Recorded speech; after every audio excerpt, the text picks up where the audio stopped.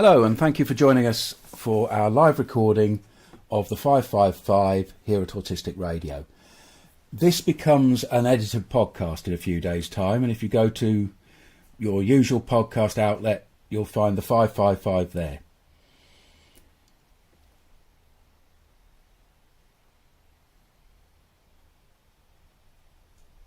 Before we go directly to the Facebook part of the show, Harry's Spectrum Voices, let's talk about Autistic Radio between Christmas and New Year. We call it Radio Days.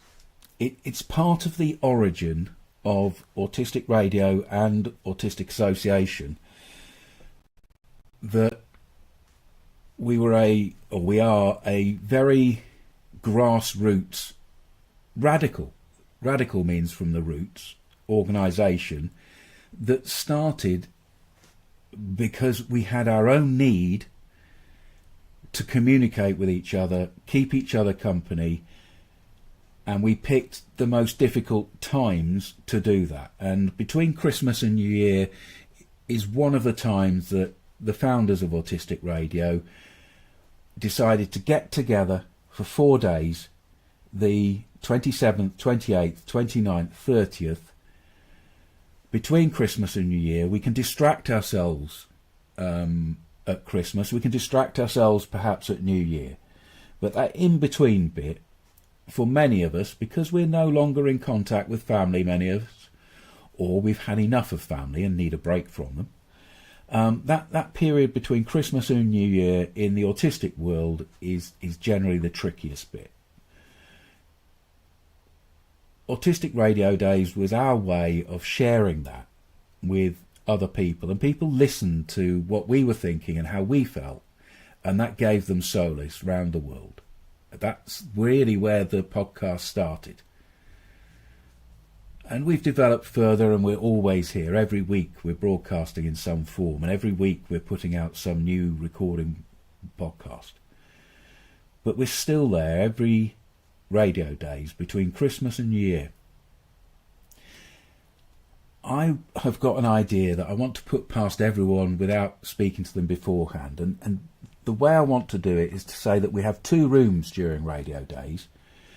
We have a backstage private room which is still on StreamYard, which people can still access very easily by just pressing a button and it opening up in their browser on their phone or on a computer, and they can either talk or they can speak with us, and it's all off camera. And that backstage room, I'm suggesting that we keep that open throughout the whole of the 4 hours of Radio Days, at the same time as we have the broadcast room. And in the broadcast room we'll have comments between the podcasts, and we'll have the live shows, the 444 live show and the 555, and we'll have a live show of those every week, but every day. So can you get the head round what I'm trying to get round here, and try, if I'm explaining it in my cat-hand way, that there's 2 rooms, and one is a nothing is recorded, cameras off, drop in and just say hello even if you're feeling glum room, and the other room is the broadcasting room where we all kind of know where we're going, you know?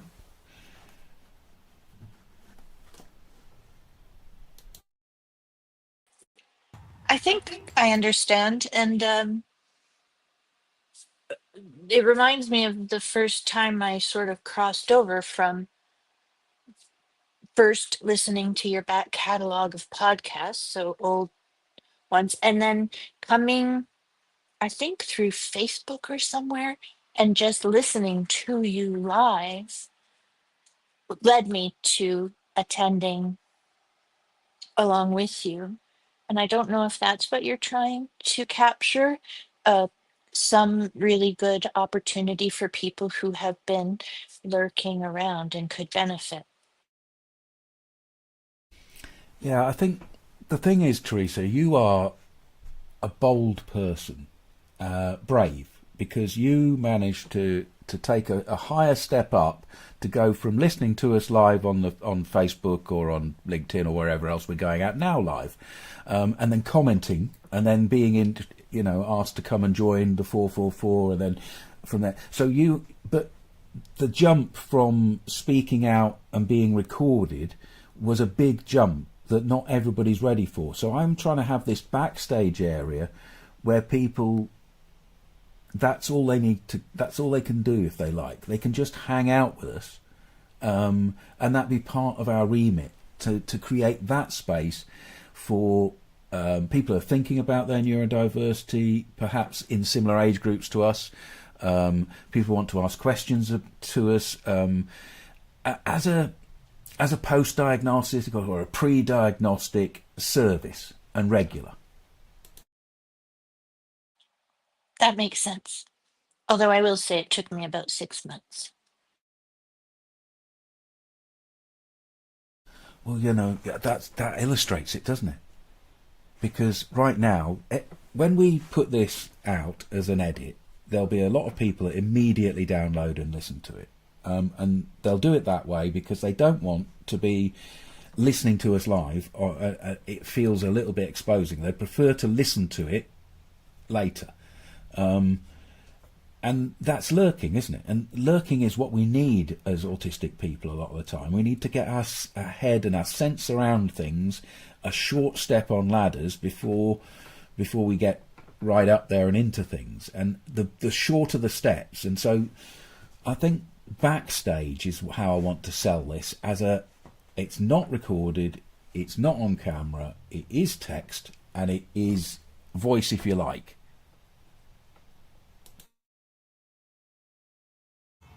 Yeah, not many of us are going to even be aware that these lurkers are there unless they somehow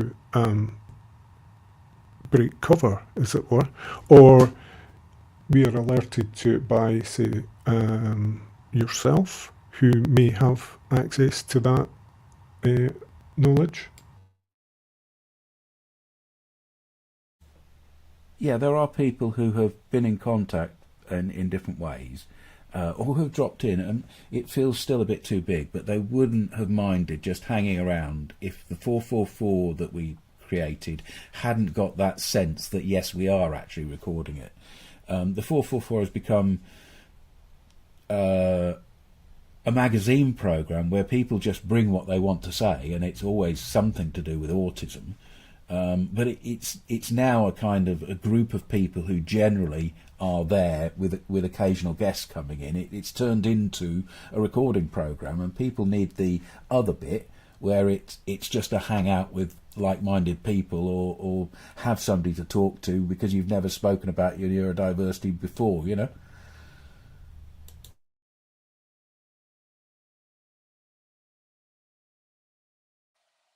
I think it's a really good idea.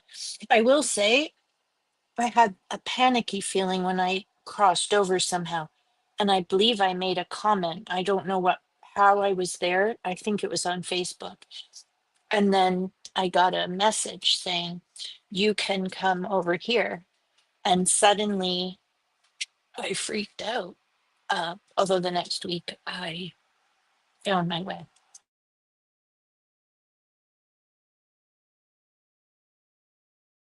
Yeah, you see, even somebody like yourself had that freak out, had that autistic reaction. Every step for this, we have to make however we can get our heads around it to make it easier for people to join in with something, and definitely not feel the pressure that just because we're out here making examples by recording ourselves, that they don't have to do that. They don't have to show their face. They don't have to be anything other than an avatar or a name, if they like, and that's fine. And that's a stepping stone that people can take, I reckon. Yeah, that kind of co-presence isn't often offered in general society. If you imagine, say, the physical version of what we do is like, okay, on a given date we all turn up somewhere in a building to meet. That would be quite off-putting for a few of us. So to have a space where you can just dip your toe in and feel it out without having to be seen or heard is very, very positive, yeah.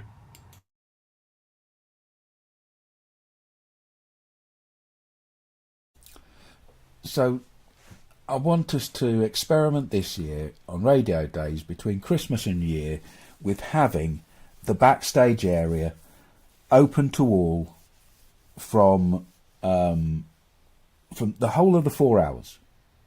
So we'll start at 3 o'clock, and at 3 o'clock I will make some kind of live off the cuff thing, and then a pre-record will come in, and then after it I will speak again, and then something else will happen. And during the 2 hours before the an hour and 3/4 before the 4:44 time, we can also have the backstage area open all the time. So when I'm not speaking live, I'll be in the backstage area. And other people can be in that backstage area as well if they're thinking about coming and talking before they go and do something. And there's a couple of people that might do something from America. I've got the fellow that dropped in at the 4:44 saying that they're going to come in on the 30th. And I've sent out an email to the guy who runs the Danifesto, the Liverpudlian fella. Or, well, Wirral anyway, I can't remember exactly. You've got to be careful with these slight definitions up in that area, different football teams, etc. So it might be that something groovy happens in that 2 hours in a kind of live context as well. But all the way through the open backstage area, and then when we come off air, maybe we do that cool down bit in that backstage area as well, and somebody might be hanging about in there to talk. But making the availability this year means that people might use it next year. It's about making it available and having it as a model, and then seeing if we can get this local autism charity to sell that model so that we can demonstrate what we feel that we need that will be useful.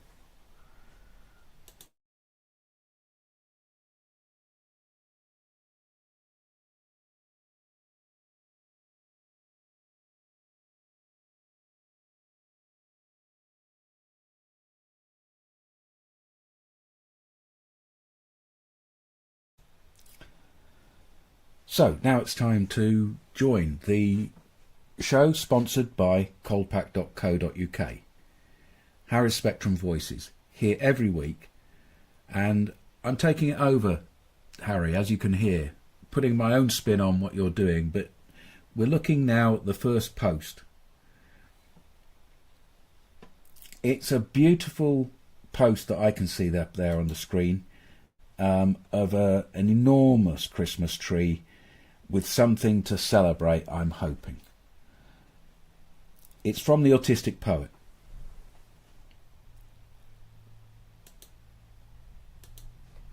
I love churches. I love exploring old buildings which are dark, quiet and full of history. Sitting in a church full of people, singing and inhaling wafts of incense is completely different. Today I had a Christmas service for my school, as well as an unexpected singing, dancing assembly, which sent me into a panic at 9 a.m. in the morning. A great start to the day. Christmas is always a difficult time of year. There are flashing lights everywhere, including my neighbour's house. Christmas songs on repeat, and there is an expectation to join in with social events at work and at home, many of which are spontaneous and come with no warning. Breaking up for Christmas can be a challenge for autistic children and autistic teachers themselves. The sudden change to the routine and knowing that busy days are coming can be daunting. Christmas shopping is hard. More people in the shops and a pressure to buy gifts by a certain time. Fewer places to park, extra traffic, all these things contribute to more anxiety. Christmas time always feels different, and while I know I sound just like a Grinch, I am always happy to get back to normal on January the 1st. Like every year, it's taken me 3 days to get used to the Christmas tree in our living room. I don't know why. I guess it's all part of the condition of my autism. With a big smiley face, winking and laughing.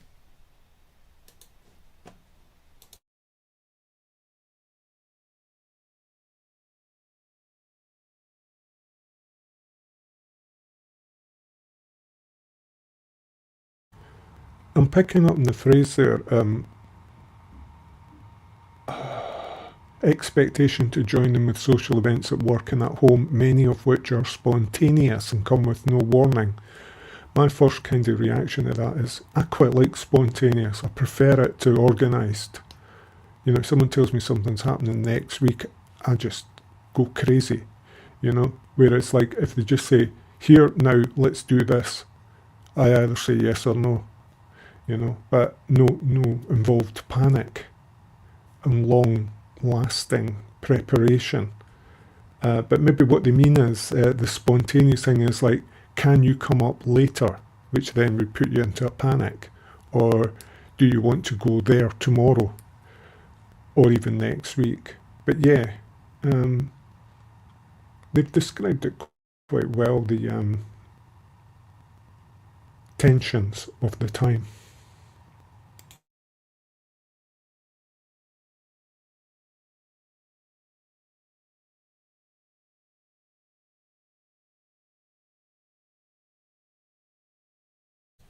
It seems to me that there's both things in here. There's a recognition that it is exciting and it is, you know, something's being done, something's being prepared for, at the same time as the pressure of those things.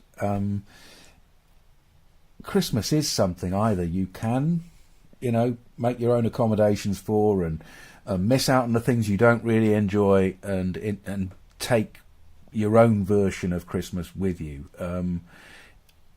I don't like being pressurised into anything, and I think the same that Robbie was talking about earlier in the 444 about if somebody tries to push you into forced things, and I'm thinking now about forced fun and forced partiness and forced jollity, I shrink away from that pretty quickly. But if I'm allowed to have my own space around Christmas, I can really enjoy Christmas. I can take little bits from it, I can hide from other bits of it, and I can use it that way. It's all down to the control you have over your own life, really, isn't it?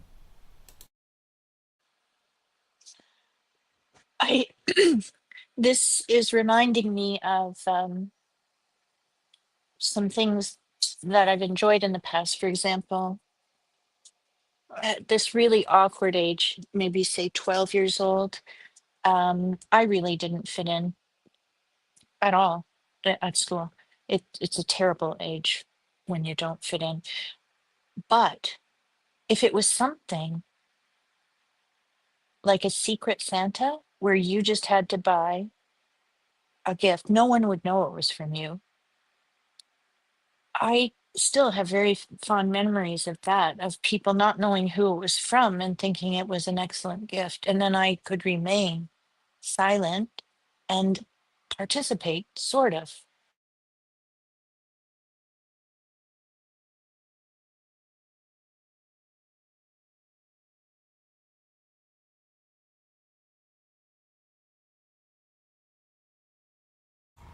I'm thinking this aligns with my earlier thoughts on value and spending.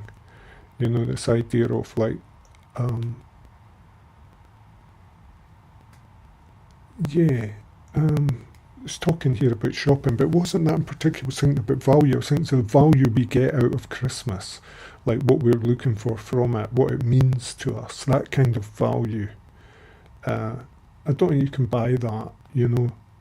You can experience it, yeah. But maybe it's availability, maybe it's just openings, maybe it's just the stuff that can only happen at this time of year.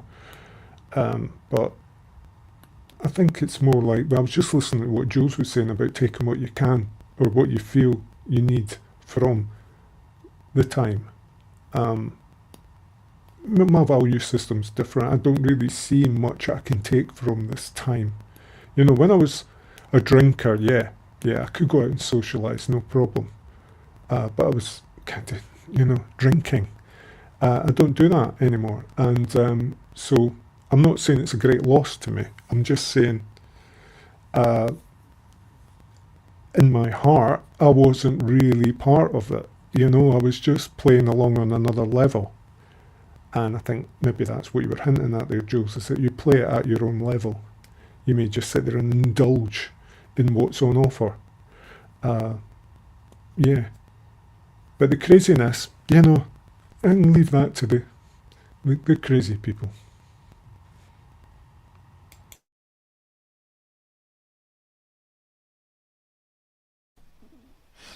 I have had some really difficult experiences at Christmas, and I expect Christmas, because it's such a heightened time of year, to continue at different times, to be times where there are difficult, big emotions, with different events happening, and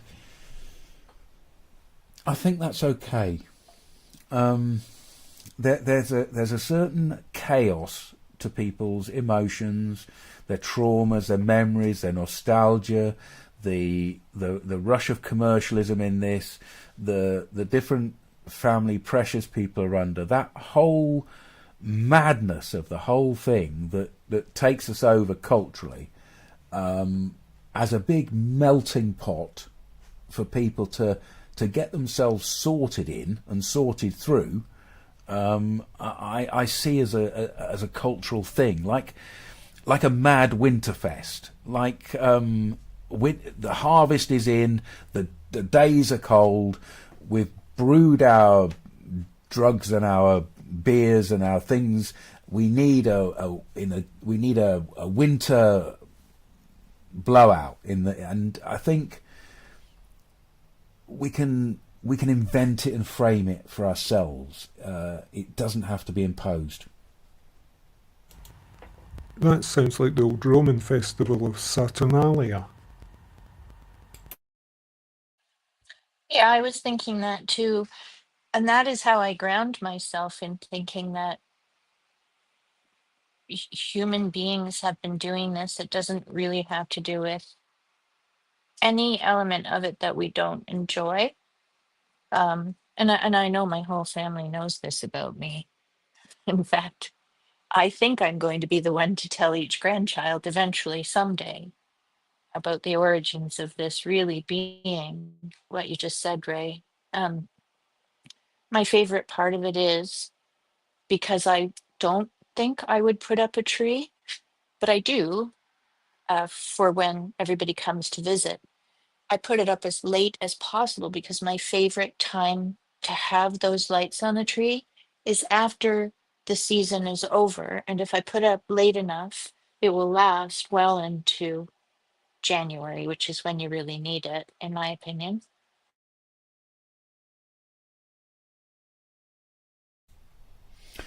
I have a tree up right now. I don't remember putting up one the last couple of years. We used to have big trees in the big house. It used to be a big deal. One in the drawing room, one in the sitting room, one outside the front door that we grew until it got too big that we had to cut it down and use it for firewood. I will probably go to our woods and I will collect some holly with berries on it and some fir, and I'll bring that in and I will have that around the wood burning stove and the chimney, and it will make the place smell. There's bits of seasonality to it. There's bits of wrapping up for the winter. There's bits of bacchanalia to it. There's bits of I feel it really, as soon as you start to see it as a pick and mix rather than as a bag of obligations, it can be a pleasurable thing for even the people who've had shitty times. And, you know, shitty times can be overcome partly by putting better memories on top of them. I find it a struggle. Sorry, hello? I find it a struggle. I find it oppressive. I find it claustrophobic. Every year, things seem to be bad around Christmas. I pulled back and I resent being told I'm Scrooge. I resent being called humbug because I'm not stopping anyone else from doing what they want to do. I just don't want to be involved in it. Yeah, and I love that, GR. I think your resentment at these horrible things that people are saying is warranted. You know, why should you follow their cultural traditions without insult. You should be allowed to do whatever you damn well like. And I'm sure you're not going around trying to make their life worse. It's not great for everybody. It really isn't. I'm putting an alternative which says that the way I've worked it out in my life is a whole cornucopia of some bloody awful times, and I could tell you stories which would make you cry, that are associated with Christmas, and other times that have been joyful. For me, I've lived a different life of cornucopia, and what you're doing, I applaud. And please spend time with me between Christmas and New Year and hang out and moan and say this isn't for you backstage. I'd love it. I'd enjoy being with you. I'll try and be there. I mean, I don't go anywhere. I bought some turkey fillets this week, and that is the only thing. I have a roast dinner on a Sunday. I have a roast dinner at lunchtime, and that's the only thing that will change because it won't be my usual midweek. My cousin will probably turn up, and she brings me a hamper, and that usually has mince pies in there. That's it. I send 4 Christmas cards. I don't want to go to town I want to go to the cinema in town, but I don't particularly want to go at the moment because there's a Christmas market and it's lights, noise, crowds. But I'm hoping to sneak in on what's the Tuesday, the 30th. I'm hoping to sneak into town on the 30th and catch the new Avatar movie in the morning, and that's it. Yeah, I applaud you. I think what you're doing is you've worked out these things that will treat yourself, and you're giving them to yourself. It reminds me very much of Hercule Poirot, the fictional detective, where at Christmas he's got this tiny little half kilo of Belgian chocolates that he's coveting to give himself this treat on his own at Christmas, and I think he keeps being diverted from it. But whatever floats your boat, it is Christmas. It's different to the time of year. You're having a different meal and you're giving yourself these treats, and you're having to avoid other people. If I'm Hercule Poirot, I guess that makes you Captain Hastings. Have you seen the price of chocolate these days? I'll just buy half the amount of good stuff. I have to, we do Christmas Eve, not Christmas Day, and I'm thinking this year of changing it somehow so that there's less of the feelings, the not pleasant ones. But anyway, there are small children, and in most cases I enjoy it. But on Christmas Day, my daughter and I just go to a movie. Hardly anybody is there. I don't know if your theater is open then, GR, but it's an interesting time to go into a movie because it won't be Christmas inside there.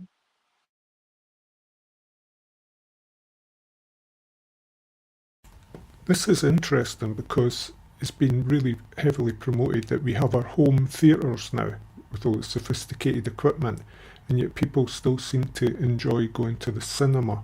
Can understand that technologically and as an experience it's probably way better.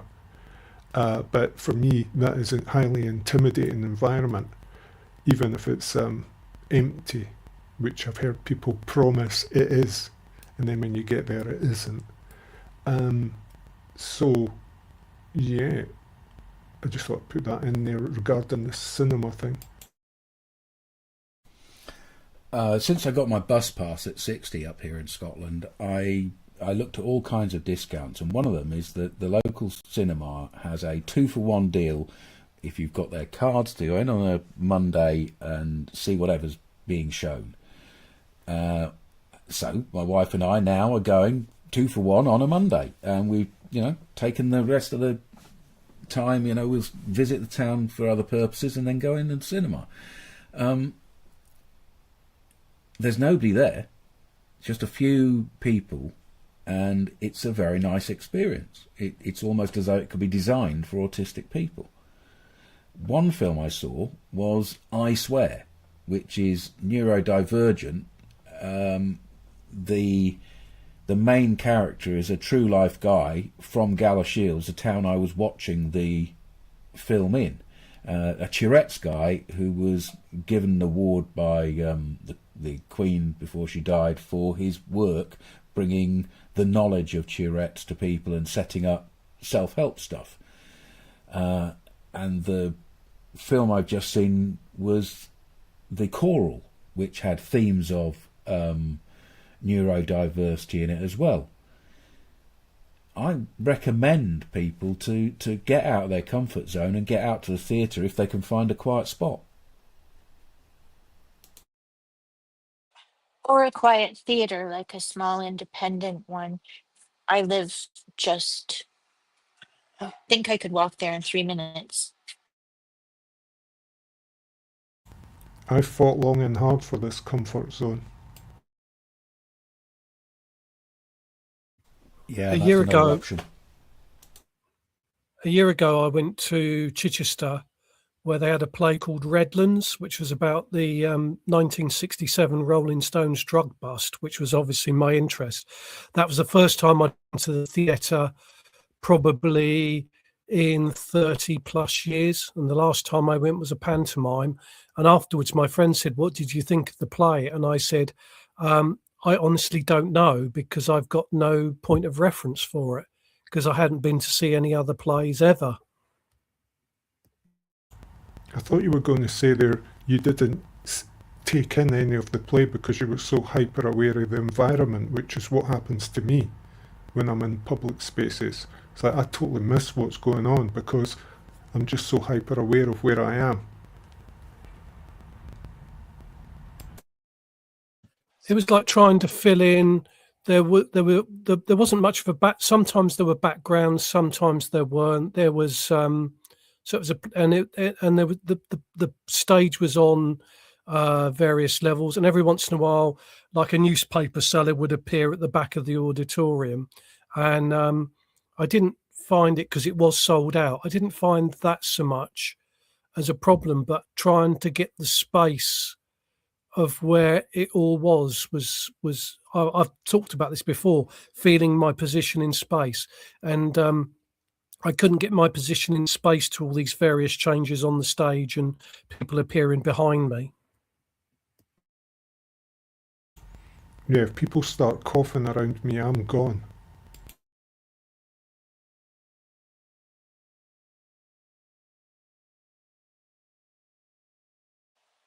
I was going to say, if it's a not that I want you to go if you don't want to go, but if it's a super quiet day and you went to this little independent place that I'm talking about, the balcony is a good dark place where you'll not feel as surrounded, especially if you go to the very, very back row. Somehow, the very back row to me is less of a problem.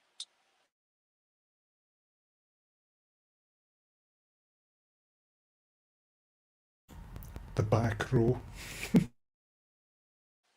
I did it in high school. We had an auditorium because, I could see everybody, but they couldn't see me. But that led to a problem once when I got an award, which I really did not appreciate because of the idea that I had to walk past everybody and get up there. But I guarantee the back row is a great place.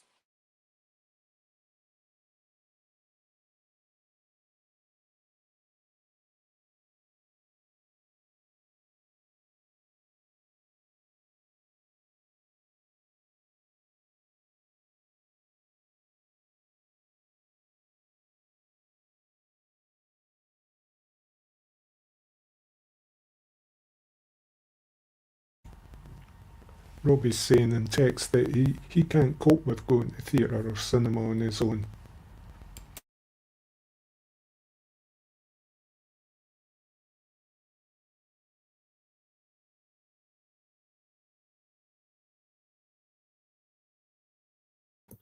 Most of the things I enjoy doing stop for Christmas, which is what makes it difficult. And going out anywhere might only difficult, particularly as I'm in a village and it's a difficult journey into Cambridge. There were some nice photos you put up recently, Robbie, of your folk music meetings.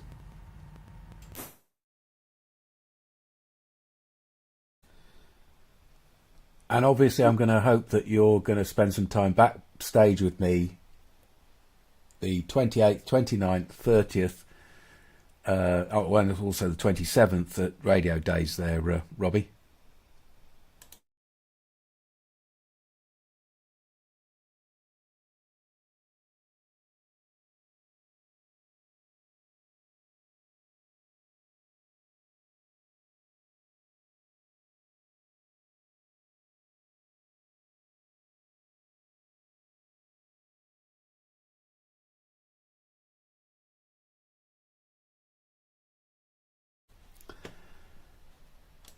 The next post I want to look at is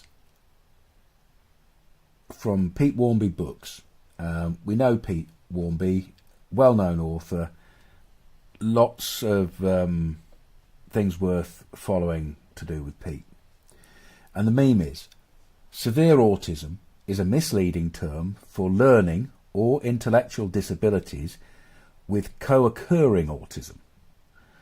Both learning disabilities and autism may require different supports and accommodations. So we're asking the general public to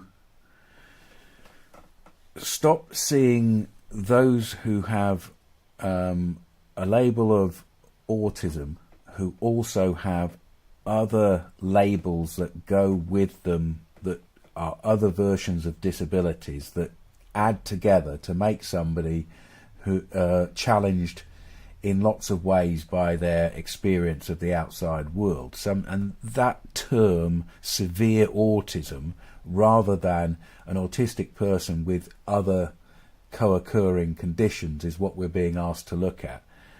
And then there's something else saying that both learning disabilities and autism require different supports. I'm autistic, but I don't have a really defined learning disability. I have differences in the way I learn, but I wouldn't be seen as a disabled person under that. But other people are. Other people are seen in other ways of looking at them, that there is another label. How do people feel about this? Does it matter, some of this stuff? Is it irritating? Just in response to what you said there, have you not, since your diagnosis, reconsidered the idea of disability in your own personal sense? I have. The things that I thought were just part of me that I now realise are a form of disability. Maybe it's just rewording it and reframing it, but yeah, I just thought I would say that there. Yeah, that's a really probing and personal question, Ray.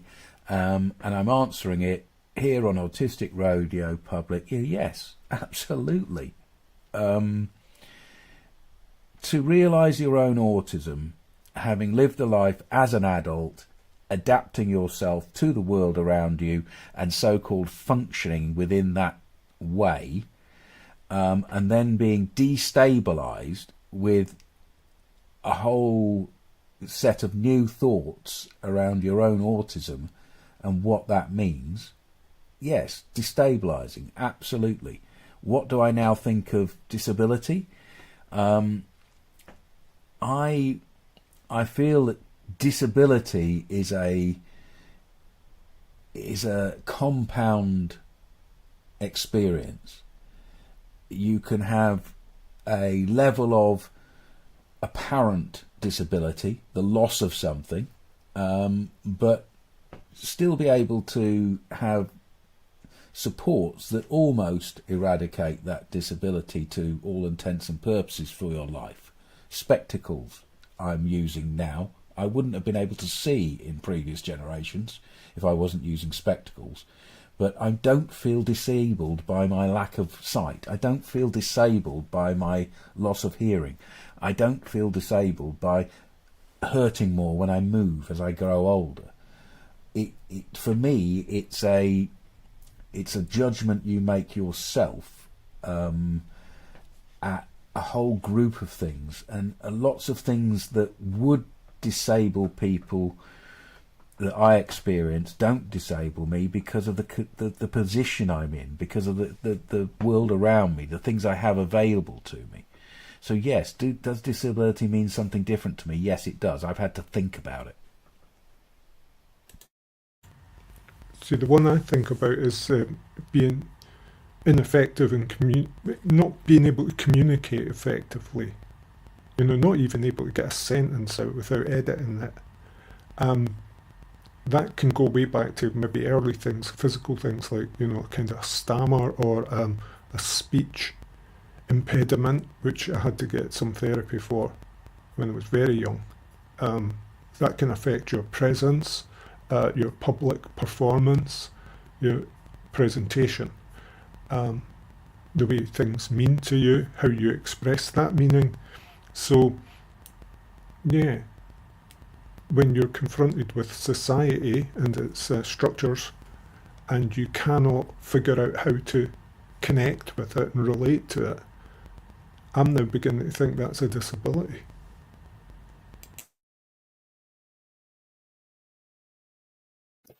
A lot of I my was problems, go, Robbie.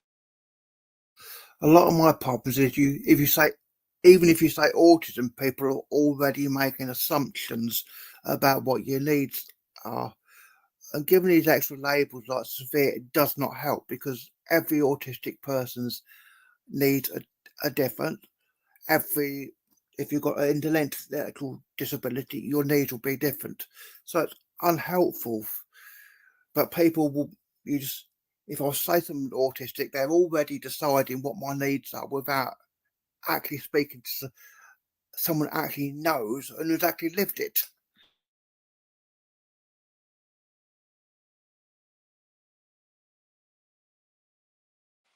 I was thinking earlier this week about something similar. It is that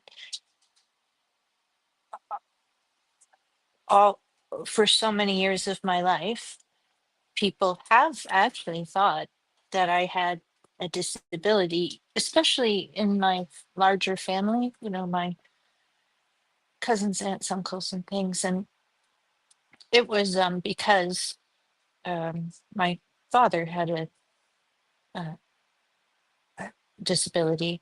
And I think because I wasn't presenting the same way as everybody else, they were assuming it was something like what he had or something like that. And you could feel it. I could feel it my whole life. The interesting thing now is, though, that I have a name for it, whether I think of it as a disability or don't think of it as disability. I feel like it's sort of just the correct operating manual. But then the room is different than it used to be. People feel differently than they used to feel.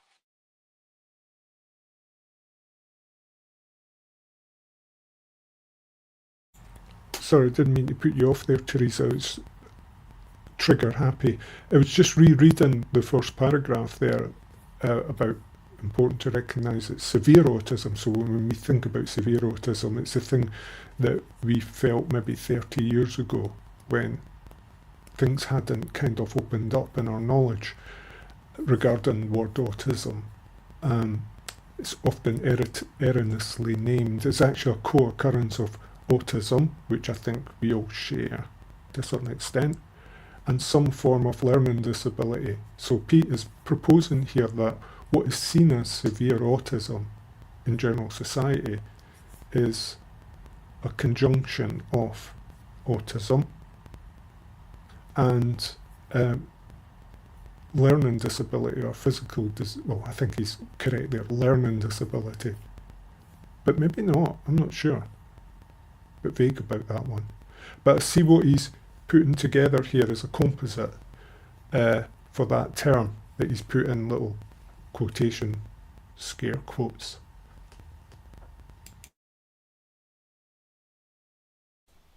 I think the thing is that we're quite interested in autism, and most of the world couldn't give a fuck. And they want severe autism. It's easy. What's wrong with a person? Oh, he's autistic. How bad is it? Oh, it's severe. Okay, won't expect that much of this person. I'll dismiss him. You know, that is the level at which most people give a fuck. Us discussing it, I suppose, has value because we're looking at our own thoughts. It's a way of getting a sense of these things.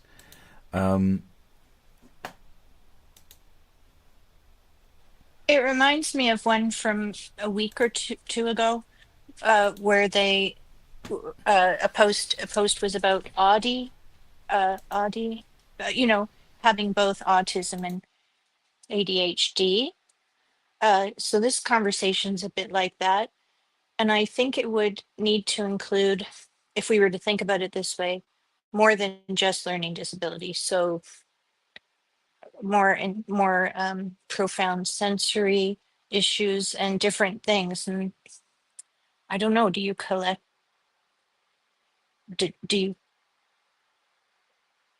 maybe it would be helpful in some instances. I think sometimes we should also talk about it because it's a spectrum, and we represent probably like a neighborhood in the spectrum. Yep, you're right. We should always be talking about these things. And there's the thing that Pete's saying. Conflating learning disabilities with autism is often used to silence autistic voices too. Silence autistic voices too. Unfortunately, with claims of faking it, as we don't have the same lived experience as a person with learning disabilities as well as their autism. The whole thing is a bit of a mess, and I'm reluctant to post about it for fear of being misinterpreted, if I'm honest. So when Pete's been thinking about this, he's actually thinking, goodness me, this is a political football here. This is a hot potato. Some people are going to see my words, and if I'm even with the best will, it might not mean the same thing to them as his intention when he writes them down. I'm an autistic man, and I don't mind identifying the things that have disabled me in certain circumstances throughout my life. As Ray has illustrated, you look back and you see, if I hadn't been autistic, I would have had a better opportunity here, there and everywhere. I frame it differently. I frame it as a social prejudice, almost as if I'm in the wrong class, or I'm the wrong colour, or the wrong type of person. The cut of my jib, being an autistic person, did not fit the social framework. So I view it less as the things that have disabled me, I view more as a prejudice against my identity rather than a disability of me.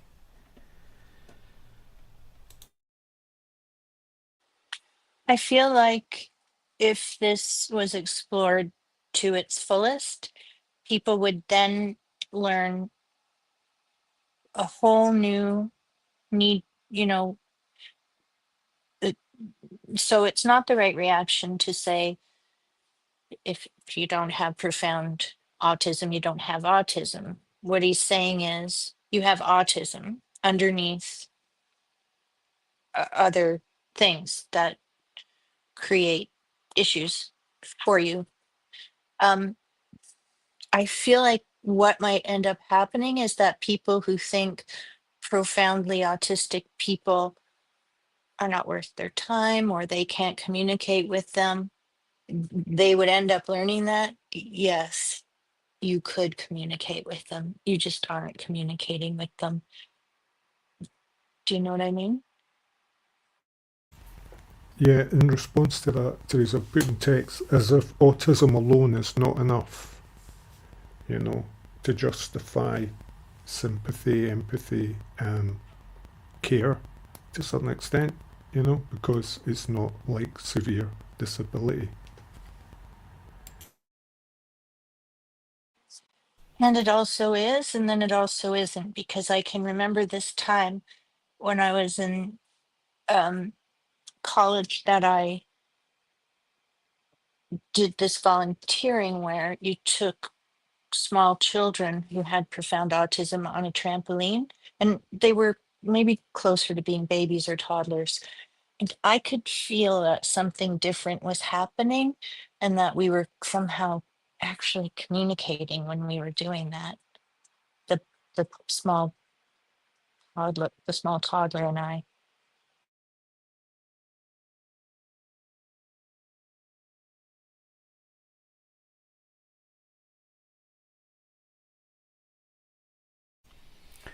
I'm going to add some text to this conversation.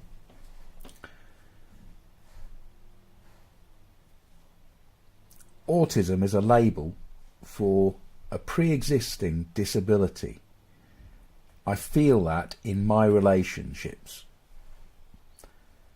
Another person, when I had a Care Act assessment, I was treated as if I had a learning disability. Another person, I'm just like you, but I'm different. Capitalism works by dividing and getting different groups to fight each other. So, that is a thing. This new idea of autism as an identity, as something that people live with and can be a disability, is a disability in certain circumstances and not, and very variable. It's a new group of people. We are these late diagnosed group of people. We're the people who didn't know about it, and we're a bigger group of people than the previous people who knew about it. So there is a political change in that, and people need to hold on to the power that they have gained in their disability. That's normal, isn't it?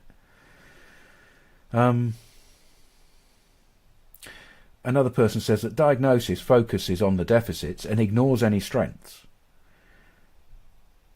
Another person points out, as if autism alone is not enough, very similar to what Ray was saying about, yes, actually, autism for some people on its own makes them feel as though, yeah, I'm just autistic, I'm not disabled. But for other people, actually my autism is a disability to me. It is making things difficult for me, and you're not recognising it because I look capable in other circumstances. A lot of people say similar things to that.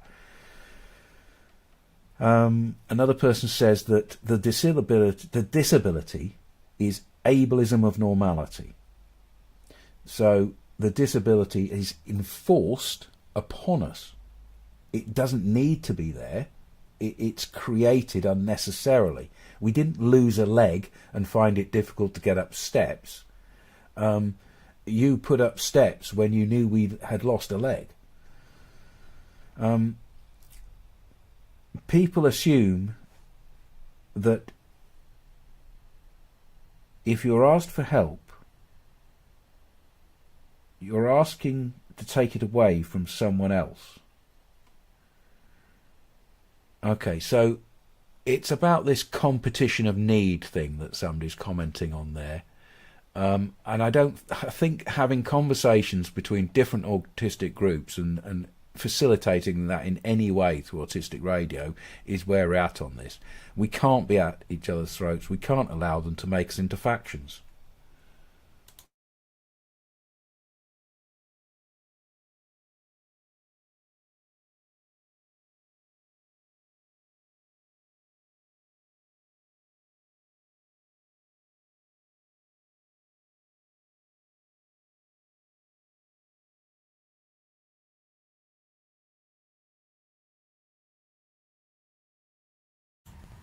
I'm thinking it's a lovely image Pete put up, given his anxiety at the latter part of his statement, you know, about how he felt he would come over writing these thoughts out. But the image he's put up kind of succinct, checkerboard, odd.